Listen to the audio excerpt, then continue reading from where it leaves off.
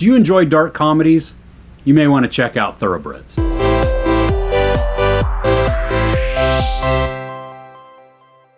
Amanda feels nothing, and Lily feels everything. That's the tagline for Thoroughbreds. Or good breeding gone bad. And I think that really sums it up. You have a privileged teenager, her kind of messed up friend, and a wannabe gangster. Olivia Cooke plays Amanda, who is the kind of messed up friend.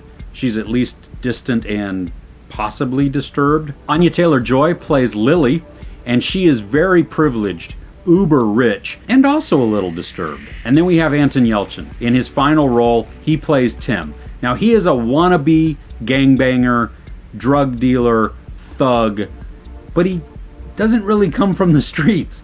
So it's funny to see him in this trying to portray himself as harder than he actually is. Now, the story is a dark comedy, and it circles around the possible planning of a murder of Lily's stepfather. We're told vague stories of Amanda, and she's portrayed to be very mentally unstable, possibly deranged or disturbed, or maybe even psychopathic. She says at one point, "I have to work a little harder than everybody else to be good." As the movie goes on, though, you kind of examine Amanda, and I'm not sure she's actually bad.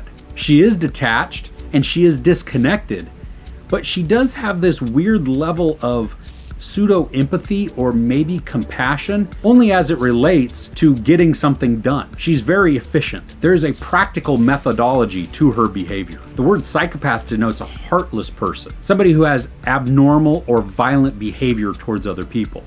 And that's not really Amanda. Lily is emotional. She's moody and possibly a bit over-brooding. She might be depressed. There are some circumstances in her life which could lead to that, but she's also irrational and ruled by her emotions. We find out that she is not a fan of her new stepdad, and through the course of it, we also find out that he's not really a gem of a guy either. So Amanda poses the question to Lily, have you ever thought about killing your stepdad? Is that a normal question that people ask? I don't think so. But this begins their scheming and their planning. Now, as I said before, Anton Yelchin is a small-time thug. He's this drug dealer who has grandiose plans of running the whole East Coast, being the one that everybody goes to, that he is totally connected and he is the man. I don't see this happening though.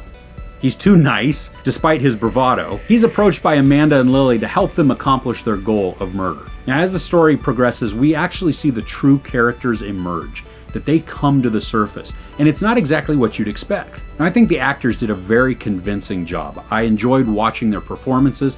It was quietly eerie and a little bit unsettling. I mean, not just because of the story and the content, but the way that they went about it, just their mannerisms and the long shots of staring.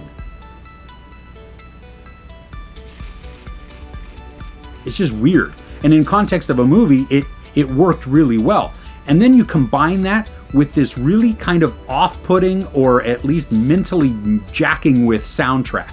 So you would have just discordant notes just kind of playing, and then some weird taiko drums or some other kind of percussion going on and clashing with that. And it really worked. It was like a bad acid trip listening to jazz through a garbage can. The film poses a question of good and bad. It gives us some options, asks us to form an opinion, and then challenges those as the film goes on. Now, not everybody is gonna love Thoroughbreds, or even like it. It's a dark comedy that is unsettling, but it will cause discussion, and I think that's a great virtue of any film. If it can create a discussion of what's going on or what we just saw, or trying to dissect the message that was in there, I think that's a great thing. Mindless entertainment definitely has its place. This is not that. This is more of a thinking movie and should cause a conversation afterwards. There's no sex and there's no nudity. There's a little bit of violence, but more so some violently disturbing images. There's also a lot of profanity. I give Thoroughbreds 4.5 out of 5 couches. If you're into dark comedies and discussion starters, you might want to check this one out.